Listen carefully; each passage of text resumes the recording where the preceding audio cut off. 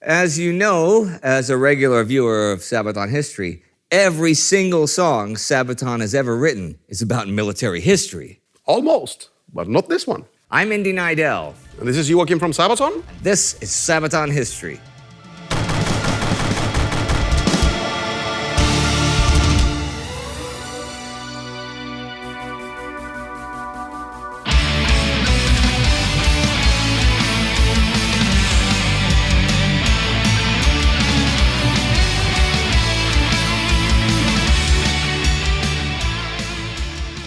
It's not a normal Sabaton history episode. This is only a tribute. A love letter to heavy metal, to the fans and to the bands that play it. So sit back, headbangers, metalheads, and general threats to society. We're going to talk about a few of those metal bands that influenced Sabaton to become the band they are today. Let's start at the beginning. Black Sabbath is often credited with nothing less than the invention of heavy metal. What the quartet of Iommi, Butler, Ward, and Osborne created at the turn of the 1970s was to influence the music world for now over half a century. Through their characteristic slow but heavy guitar riffs and powerful, often aggressive drumming, the band broke out of the limitations set by blues and stoner hippie rock of the times. Instead, they built their sound on entrancing and even psychedelic rhythms, amplified by dark but meaningful lyrics brought to life by the demonic voice of Ozzy Osbourne. It was guitarist Tony Iommi told he would never play guitar again after losing 2 fingertips working in a steel mill, who gave Sabbath its unique guitar riffs. Since Iommi could not feel the strings with his homemade prosthetic fingertips, nor bend heavier gauge ones, he came up with a unique style of playing involving lighter strings and down tuning, which gave a distinctive sound to his songs and riffs that you can hear on things like Children of the Grave. With that song, Sabbath also buried the overly optimistic, wishful thinking of the hippie generation and presented their audience lyrics and themes that indulged a gloomy, even outright pessimistic outlook on life and its many perils. Early Sabbath, with albums like Paranoid and Master of Reality, challenged both conservative values and the self-proclaimed counterculture. Much of it was anti-authoritarian, especially during the Vietnam War era. The debate, if it was generally more acceptable to call a song Walpurgis or War Pigs, gives you an idea of the times. This new music was weird, was dark, enticing, and it certainly scared parents and Christian groups, but it also dominated the record shops for the next decade, with Sabbath albums going platinum almost instantly. To this day, Black Sabbath's sound remains unparalleled and unchallenged. Those anti-heroes of the 70s, whose greatest hits are by now overplayed by every radio station and car commercial known to man, remain the institution that began it all, and who paved the way for heavy metal to come.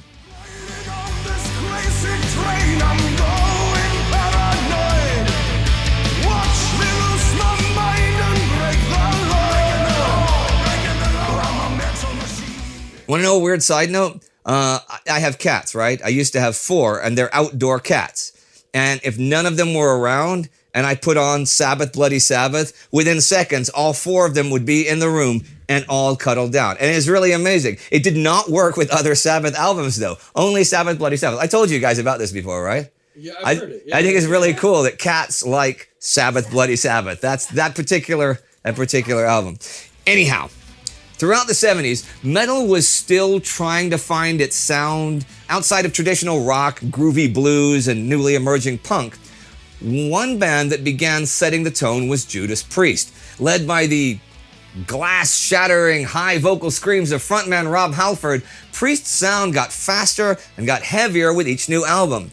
Like many British heavy metal bands at the time, they proudly embodied the old working class flair of their hometowns. Rock music in general was to be freeing and invigorating after a hard day's work. And for Judas Priest, this was best embodied by the biker culture, which was deeply attached to classic hard rock. Overdressed in denim and leather outfits, the band delivered one jawbreaker after the other, further defining the sound of heavy metal with the fast-paced power of double guitars, which were seemingly screaming for vengeance. But despite the success and strong influence Priest had on the music, the band also suffered their fair share of controversies. As frontman and full-time metal god Halford came out as gay in the late 90s, it shed light on the unsavory side of the heavy metal scene back in the day.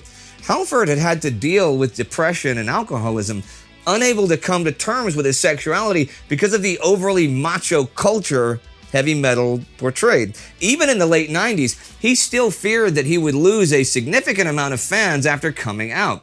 Another controversy surrounding the band was the attempted suicide of two young men in 1985. The band was eventually dragged to court as the media tried to link the cause of their suicidal thoughts to the harmful influence of heavy metal. Judas Priest was accused of putting subliminal messages of "do it" in their cover of the song "Better by You, Better Than Me." This really demonstrated how parts of society still viewed heavy metal as some sort of poisonous influence on the young, though as Halford pointed out, getting their fans to commit suicide would be counterproductive, and if they were going to use subliminal messages, they'd say, buy more records. Despite all of this, even now after more than 50 years in business, Judas Priest is still going strong, and their new works have lost none of their old touch. If you ever have a chance to see them live, maybe even on tour with this particular Swedish band here, go do it. You'll thank me later. What Priest delivered in the early 80s brought life to a whole new era of heavy metal. Although it was at a time when many record publishers saw punk and post-punk as the new moneymaker in town, the heavy metal genre had finally emerged. The new wave of British heavy metal began to dominate the scene, and at the forefront stood a band called Iron Maiden, with a dangerously sinister-looking creature with a nice guy name on their debut album. Well, on all their albums.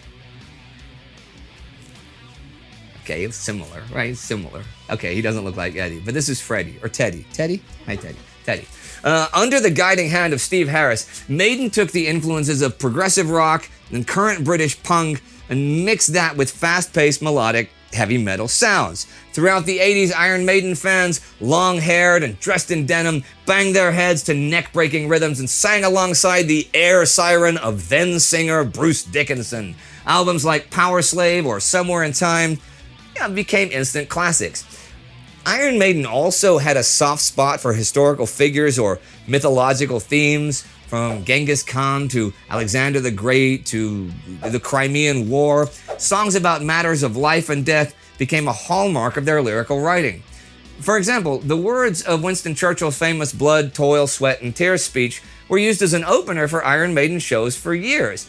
And while Sabaton is known for opening up with the thundering guns of Ghost Division, Maiden would have its British fighter races gathering speed on the runway. It's close to midnight and he's barking at the moon. I'm a metal machine. The rainbow in the dark is shining. An only metal machine. It's close to midnight and he's barking at the moon. I'm the metal machine. The kings of metal by the sky.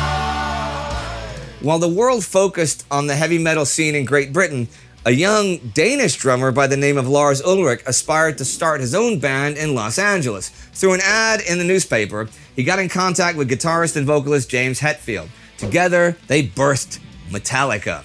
But while the new wave of British heavy metal was running wild abroad, much of the hard and heavy stuff in the States was still deeply bound to the underground. There, Metallica's unconventional sound soon became a household number. Back then, they encouraged the free trade and the copying of their cassette tapes, as mouth-to-mouth propaganda was the best way to spread the word.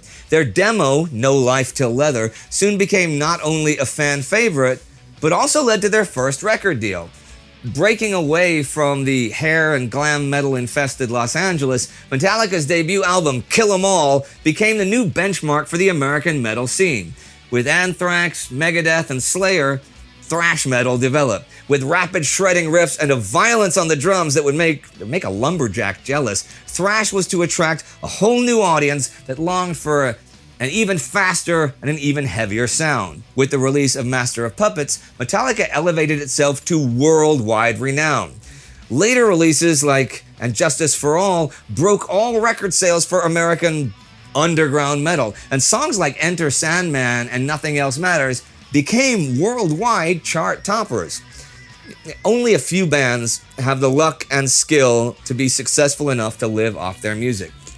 But Metallica had fully embraced the new ways of marketing and distributing of CDs and merchandise. With the advent of musical videos on MTV and all, they became the embodiment of heavy metal. Even people who had never heard a single heavy metal song in their lives knew of Metallica, as every magazine or award show had the band covered. But with worldwide fame came a time of controversy. Metallica began to change in the 90s. The band took off their leather jackets, they cut off their long hair, and overall played a sound more akin to hard rock than heavy metal. Many of their old traditional fans of the earlier violent thrash metal albums felt alienated by the new sound, and Metallica itself plunged into a creative crisis. Nonetheless, to this day, Metallica remains one of the biggest and most successful bands in the world, attracting thousands upon thousands of fans to each and every one of their shows. But while they were among the most successful, the award for the loudest might go to another. After working as a roadie for Black Sabbath, bassist Joey DeMaio was looking forward to starting his own band. But unlike Sabbath's gloomy and oppressive sound, his own band, Manowar, was to be the exact opposite. Manowar's trademark style was bound to epic tales of war and glory, of driving badass motorcycles and fighting medieval fantasy battles. Their album covers could have been, like straight out of Robert E. Howard's Conan the Barbarian with those old Frank Frazetta covers, right? With music videos that would make even die-hard Dungeons & Dragons fans blush. Unironically, Manowar stylized themselves as muscular warriors armed with medieval swords and axes, and often dressed in nothing more than leather loincloths. This was to be true and pure heavy metal. A bit silly, sure, but also great fun. Manowar songs were also meant to inspire and encourage people to find their own way in life. They wanted to play battle hymns loud enough to blow your speakers, and no music critic would tell them otherwise. Born of black, wind, fire, and steel, the band rejected any sort of MTV promotion and instead built its success on one of the most loyal and dedicated fan bases on the scene. And if you have ever tried to fall asleep at a festival camping ground, you would most likely do it to the distant sound of Warriors of the World, right? The song Metal Machine references several other bands as well, of course. Kiss, Ronnie James Dio, Deep Purple, Motley Crue, all legends. Hopefully one day in the future, we can return to celebrating bands and music live again. Until then, play heavy metal the way it should be, loud and louder. Never forget to up the irons and praise the triumph of steel. And most importantly, noch ein Bier! Fighting for the world to keep the wild child in its cage. Rock the metal heart against the wall. I'm a metal machine. Okay, back to reality. Joakim, why don't you tell them and me your personal metal journey? Where did it start? How did it go? Wow. Sorry, I didn't mean to put you on the spot here. Thanks. How much time do you have, guys?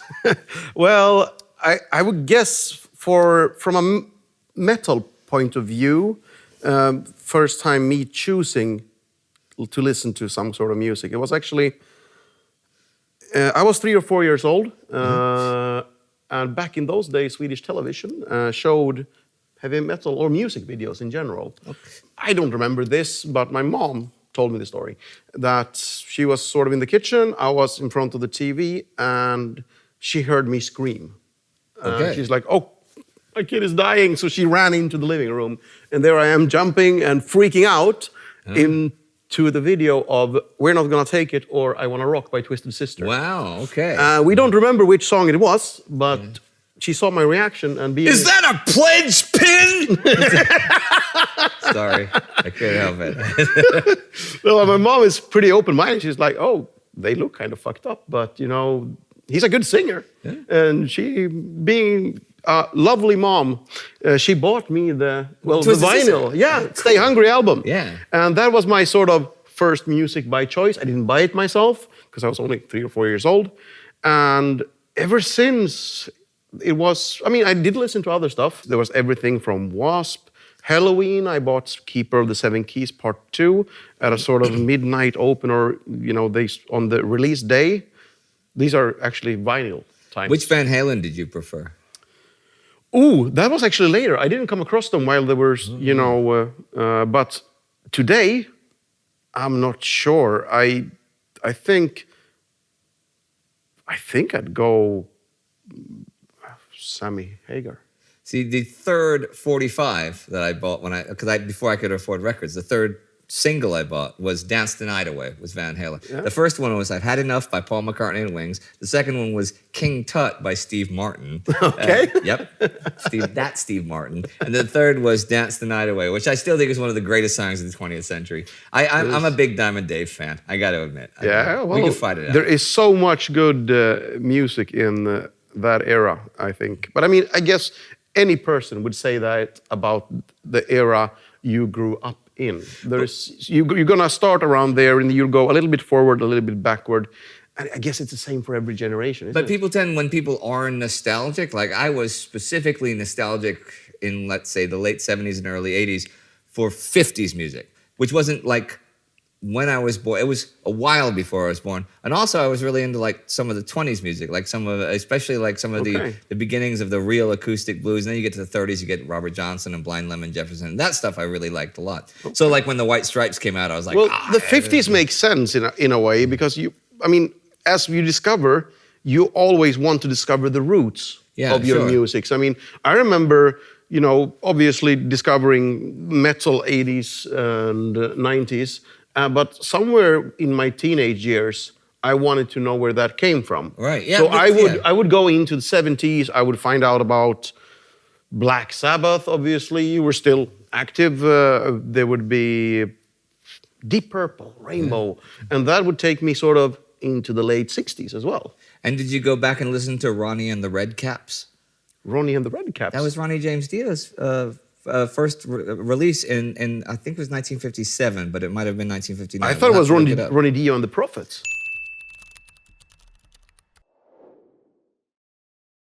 But I love that Ronnie James Dio's first release was in the 1950s. And he was playing trumpet then, or? I do not honestly know, but since he was Ronnie and it was the Redcaps, I imagine there was some singing involved. Okay, because I think back in the day he was playing trumpet as well. It's gonna be fun to look up just after we film this.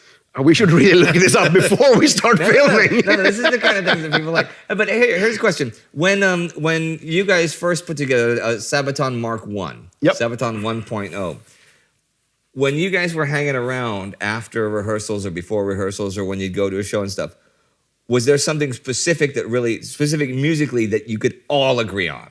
Yeah, I mean, and it's the same thing today. I mean, everybody liked a little bit different things, but everyone in Sabaton today and Sabaton then all enjoyed like the classic 80s hard rock metal. That's something everyone enjoys, and it's where Sabaton has its roots. And I mean, we remember back in the late 90s, early 2000s, drinking beer at a guy called Arnedal's place. Richard, who's doing the camera now, was there. Say hi, Richard. Hi. He was there drinking with us, and we'd listen to a lot of Halloween, Keeper of the Seven Keys. It'll be Judas Priest, Painkiller, everything from that to Pantera, to, Metallica. It could be anything. But not Van Halen. You hadn't got there yet. Well, there would be a few Van Halen tracks, of course. Back in those days, a lot of the partying was centered around music. We'd show each other new albums. It's always been. You're sitting there drinking, and then you'd start out with a few classics, and then somebody, but I heard this. Have you heard? No, I've never heard of these guys. Where are they from? Well, they're from Finland, and they do this and that and this. So wait, I got an idea.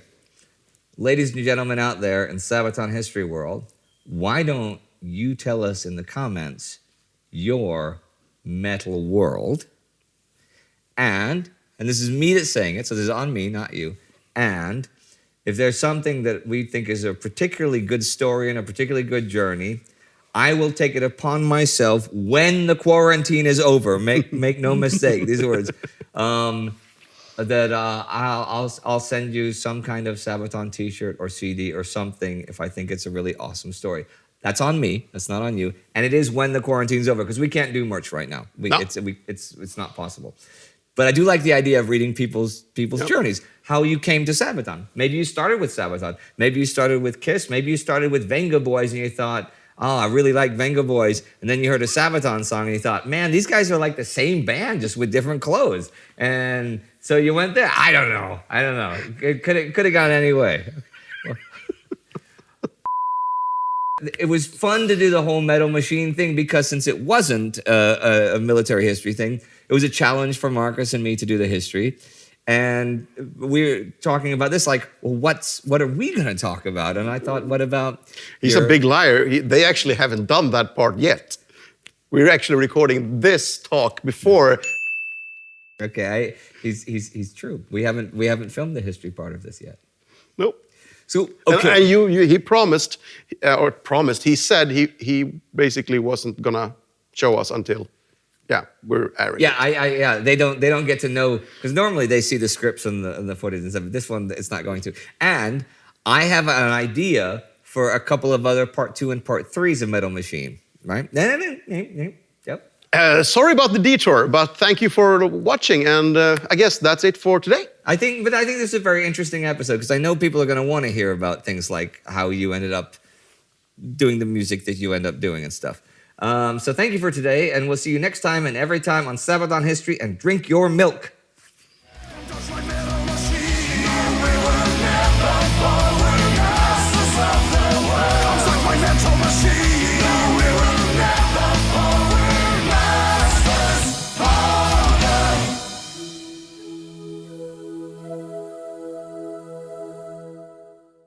All right, everyone, you know the drill. You click, click, click, click, get some subscriptions, check out Indy's other channels, become a Patreon. That's it, get the fuck out of here.